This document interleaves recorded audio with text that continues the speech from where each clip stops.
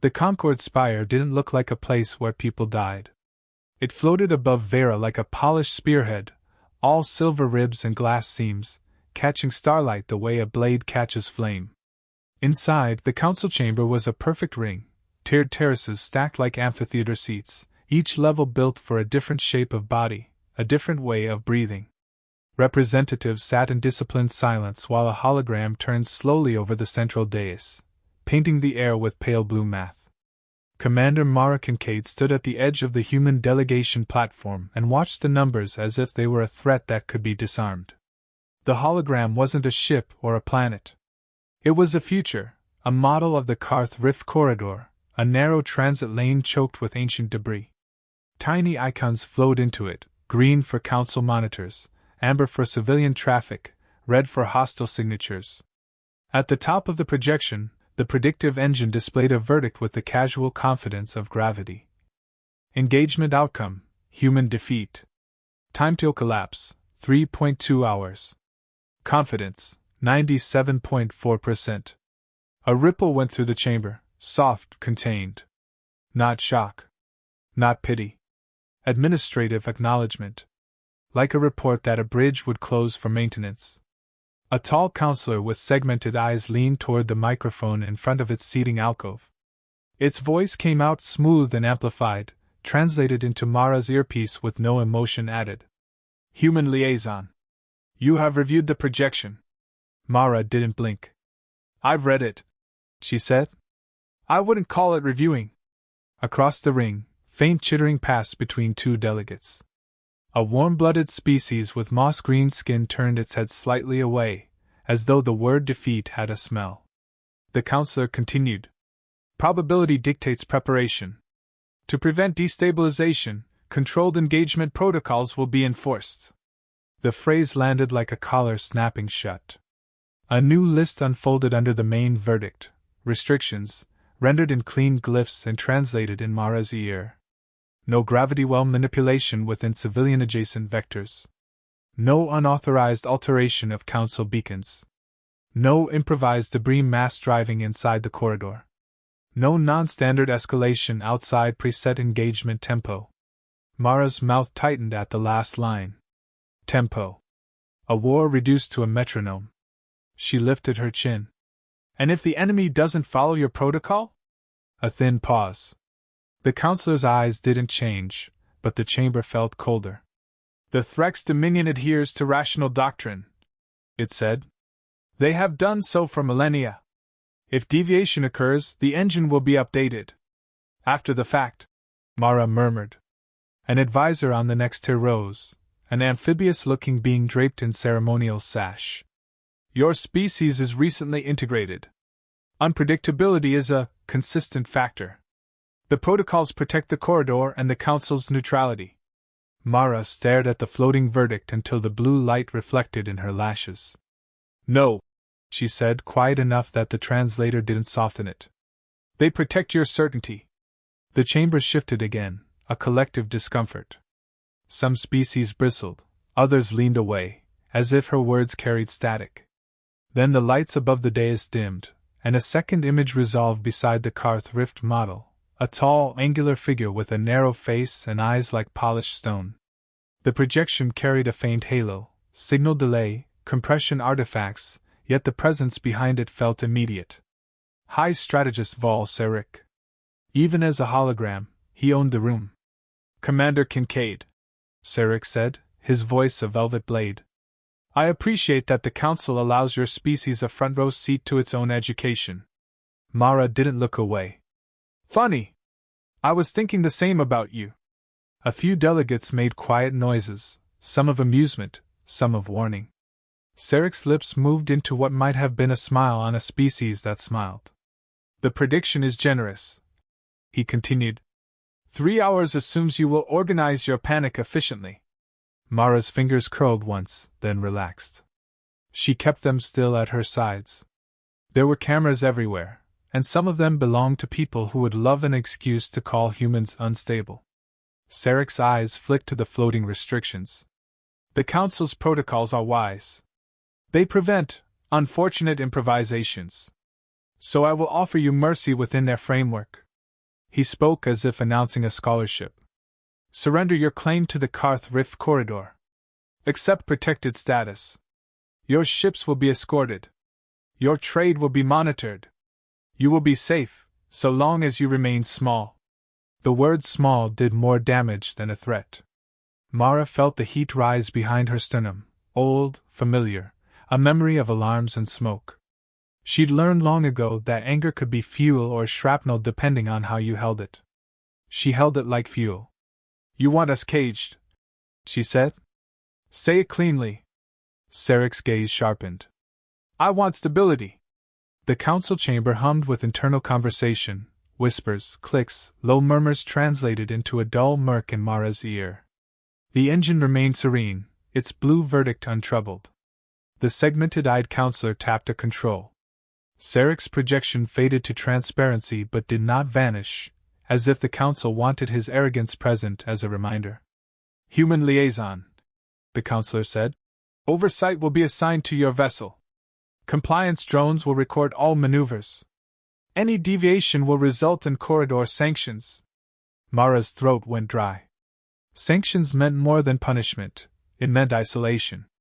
It meant being cut off from the arteries of the galaxy. A young species didn't survive that. It just took longer to die. She inhaled slowly, measured the air, and gave the chamber the calm they expected. Understood, she said. The counselor's tone softened by a fraction. Then the matter is settled. The Threx Task Force enters the corridor within 8 standard hours. The words were final. A future already signed. Mara turned before the chamber could read her face too closely and walked out past sculpted archways and floating banners of treaty symbols. The corridors of the spire were too clean, too bright. She caught her reflection in a strip of glass, uniform crisp, hair pulled back, eyes flat. She looked like someone who belonged in a place where wars were graphs.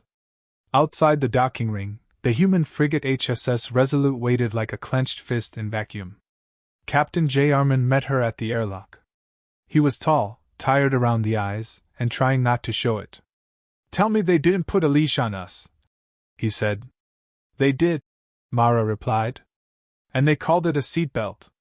He exhaled through his nose. If we win, they'll accuse us of being dangerous. If we lose, they'll call it inevitable. Mara stepped onto the deck and felt the familiar vibration of a ship that was alive, circulation pumps, reactor hum, human engineering that had never been elegant but always got you home. Her shoulders loosened by a millimeter. Armin lowered his voice. Sarek's offer is already circulating.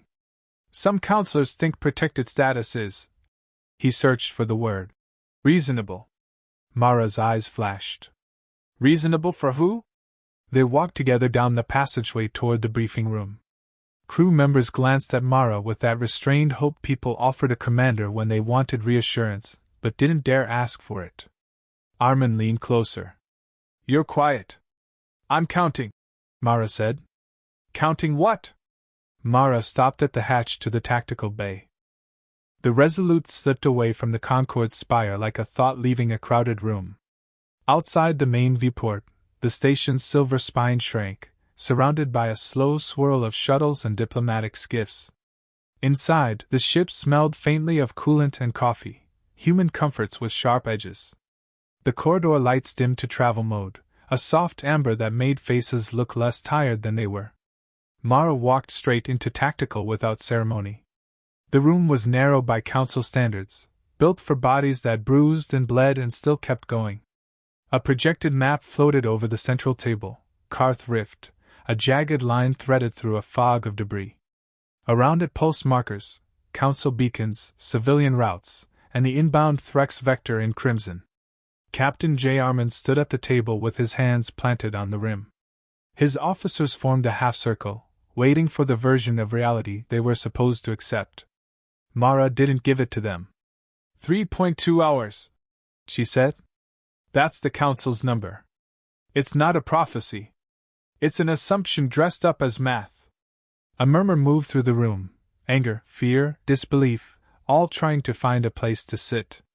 Lieutenant Sato, electronic warfare, raised 2 fingers as if asking permission in a classroom. He was thin, sleep-deprived, and the kind of man whose mind ran ahead of his body. "They're watching everything," he said. "Oversight drones, compliance seals. If we break protocol, they'll punish us," Armin finished. "Which won't matter if we're dead." Mara nodded once. "Exactly. So we're going to do the thing the engine can't model."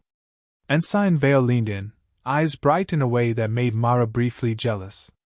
Youth still believed speed could fix everything. Sometimes it could. "When?" Vale asked. Mara looked at him. "Faster than that." She tapped the table and the map zoomed in. Debris field density glittered like a swarm of insects. "The engine predicts an engagement," Mara said. "Meaning, two sides recognize each other, form lines, trade fire, adjust, repeat. That loop is their religion. We're going to break the loop." Chief Rami Quresh walked in mid-sentence, wiping grease off his hands with a rag that had already given up on cleanliness. He was broad-shouldered, calm in the way engineers got when the universe tried to insult their machines. "Tell me you're not planning to fight them like a parade," he said. Mara's mouth twitched. "No parades." Quresh leaned over the display and pointed at a narrow segment of the rift. "That section's worse than last scan. Metallic junk layered like bones." Sato's brow furrowed. "What kind of junk?" Quresh's eyes flicked to Mara, then back to the map. "Old structure remnants. Filaments. Threads. If you hit them with the right pulse, they don't just reflect sensors. They echo. Like screaming into a cave." The room quieted. Even Armin leaned in. Mara didn't smile, but something in her posture sharpened, like a blade finally finding the right angle. "Ghost returns," she said. "Not ghosts," Quresh corrected. "Mirrors. The kind that make you doubt your own eyes." Armin glanced toward the ceiling, as if he could already feel invisible cameras. "The Council banned debris tactics. Mass-driving debris," Mara said. "They didn't ban navigation assistance. They banned weapons." She met Armin's gaze. "We're not throwing rocks. We're turning the lights off." Sato swallowed. "That still sounds like they'll call it manipulation." "They can call it whatever keeps them calm," Mara said. "We'll call it surviving." The hatch hissed. Two figures entered with the careful confidence of people who had never been told no.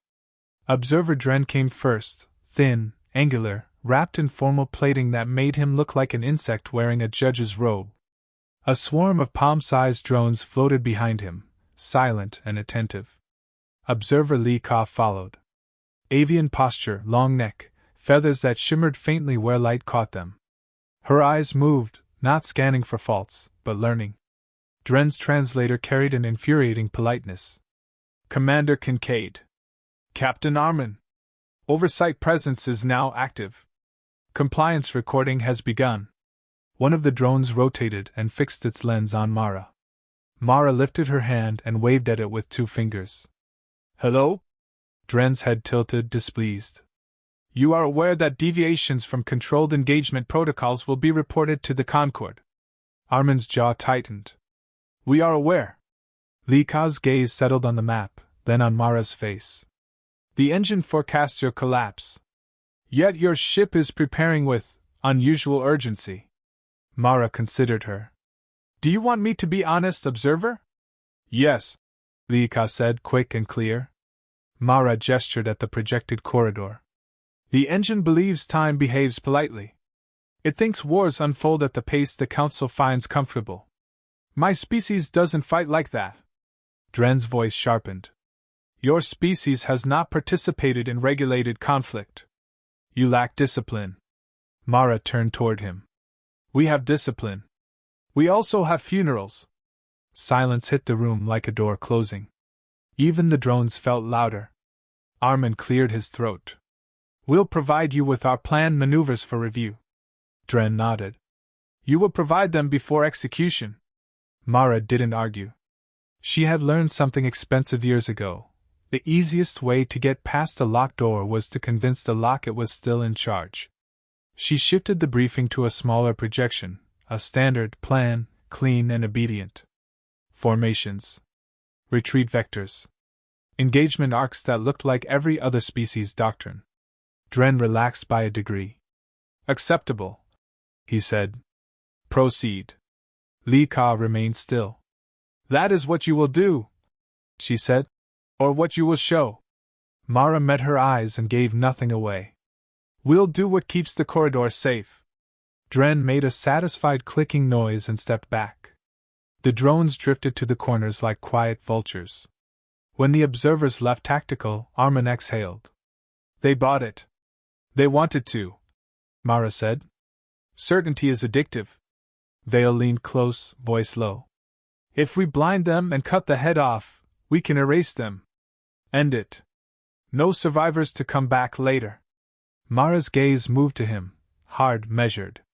Listen, she said. We're going to scare them. We're going to be efficient. But we don't become a story they tell to justify chaining us. Vale blinked. So we let them live? We force them to choose survival over pride, Mara replied. We make surrender the smartest move they've got left. Sato rubbed his palms on his trousers. How long does the pulse give us? Koresh held up 3 fingers. If I tune it right? 90 seconds of sensor chaos. Maybe 2 minutes before their systems adapt. Mara nodded. That's a lifetime if you know what you're doing. Armin looked at her. And if they saturate the volume? If they fire blind? Then we keep civilians alive, Mara said. Even if it costs us momentum. Armin frowned. That could lose the fight. Mara shook her head. No. That wins the after. The ship's comm system chimed.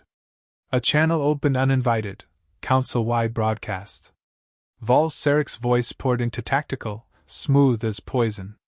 Humans, he said, your council friends have gifted you rules to die by. I admire the ceremony. In 3 hours, your corridor rights will be reconsidered. In the meantime, I offer you a softer ending. Mara stepped closer to the speaker. Sarek, she said, and kept her voice calm. Do you ever get tired of hearing yourself predict things? A pause, small, surprised. Then Sarek chuckled. Ah. The human liaison. Karth Rift looked like a graveyard that had learned to drift. The corridor wasn't empty space so much as a slow-motion collision, shards of old stations, torn plating, fractured hulls, metallic threads that spun lazily like spider silk. Starlight broke on edges and scattered in cold glitter. The council's beacon buoys hung along the safe lane like lanterns on a narrow bridge, each one broadcasting neutrality, regulation, and the illusion that rules mattered to physics. On the Resolute, the bridge lights dimmed to combat blue. The air tasted recycled and sharp. Range? Captain Armin asked. Lieutenant Sato didn't look up from his console. Threx Task Force entering the outer boundary. 21 hulls heavy in the center. They're tight. Confident. A quiet chime sounded as the council oversight feed went live. Dren's voice arrived like a sealed envelope. Recording is active, he said. Engagement clock begins now.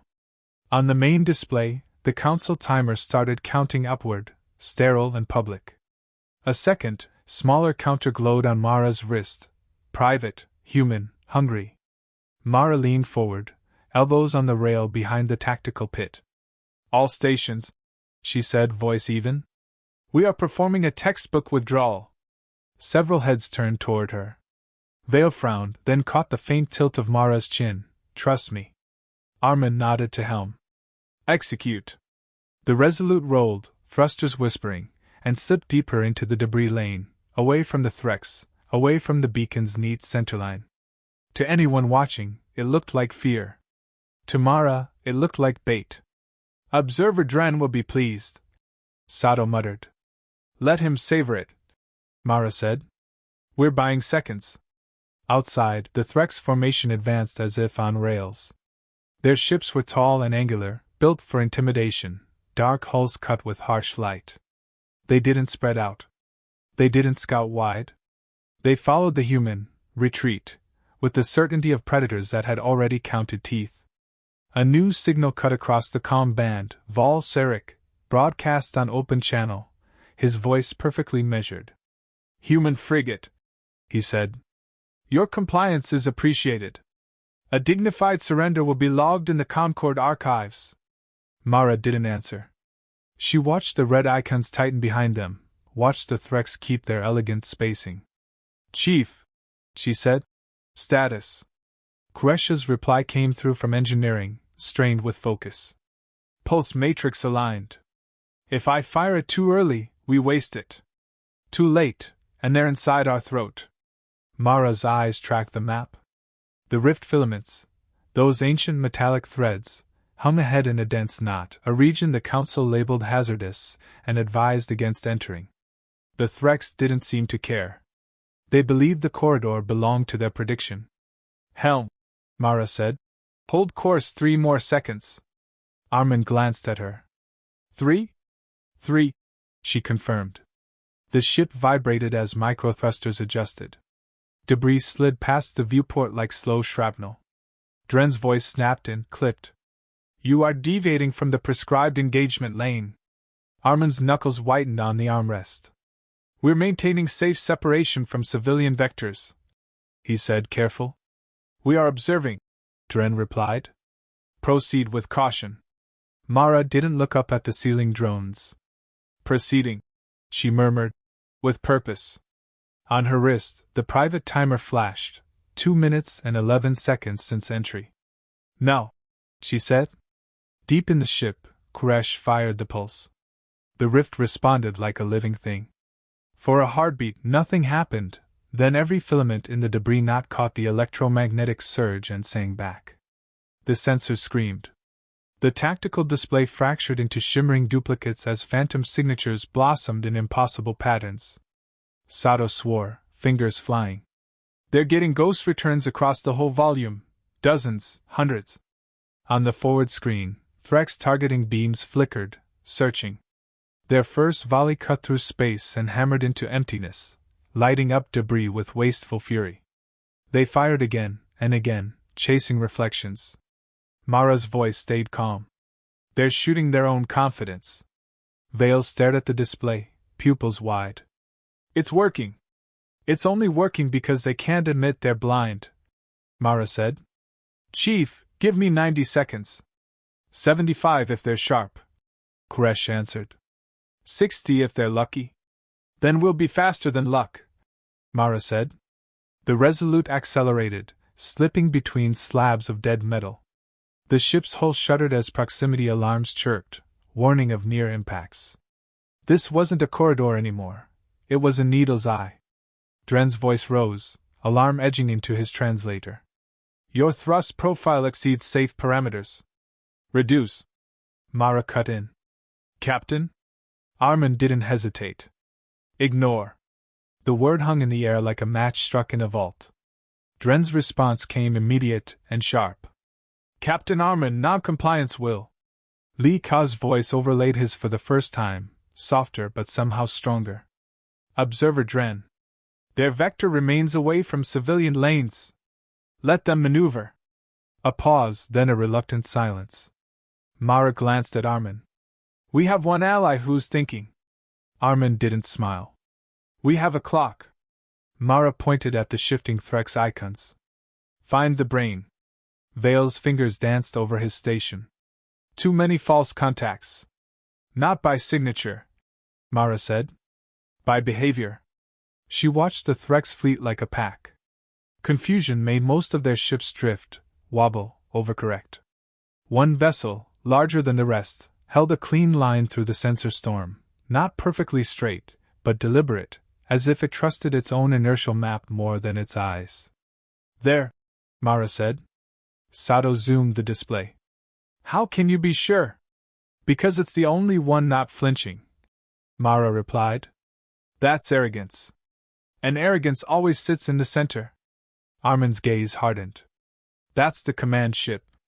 "Escort cutters on me," Mara said into fleet comms. "Tight formation. No chatter." 2 smaller human craft peeled from the Resolute's shadow, sliding into the debris like knives between ribs. The approach lane was brutal. Broken hull segments spun slowly, creating rotating walls. Mara timed each micro-burn like a heartbeat, burn, drift, burn. The crew felt it in their bones, gravity shifting, stomachs lurching. Vale swallowed. This is insane. Mara's eyes never left the command ship icon. It's precise. Dren returned, voice tense. You are entering restricted hazard density. Armin answered without turning. We are avoiding civilian risk. And increasing your own casualty probability, Dren said. Mara finally looked up at the nearest drone, as if it were a person she could shame. Yes, she said. That's what bravery is. You should write that down. The drone's lens whirred. The Threx command vessel loomed into view, partially occluded by debris, lights dimmed in tactical mode. It seemed to glide untouched through the chaos, a shark in murk. Mara keyed a private channel to Koresh. Give me the strike window. 10 seconds, he said. If you miss, we won't get another clean line. Mara inhaled slow, then spoke with the crispness of someone placing a scalpel. Target, thruster assemblies and comp spine. I don't want it exploding. I want it helpless. Sato hesitated. Non-lethal disable against a warship? That's faster, Mara snapped. And it denies Sarek a martyr story. Armin's voice was quiet. Fire. The Resolute's forward guns spat light, tight, controlled bursts. The shots struck the command ship's engine clusters with surgical precision. Sparks bloomed. The volley crossed the rift like a careless hand sweeping a table. It wasn't aimed at the Resolute. It wasn't aimed at anything. It was doctrine turned into panic. Wide-beam fire meant to erase uncertainty by burning the whole page. Sato's voice tightened. Trajectory intersects civilian courier lane in 40 seconds. Council beacon confirms a courier skiff just clipped the edge of the corridor.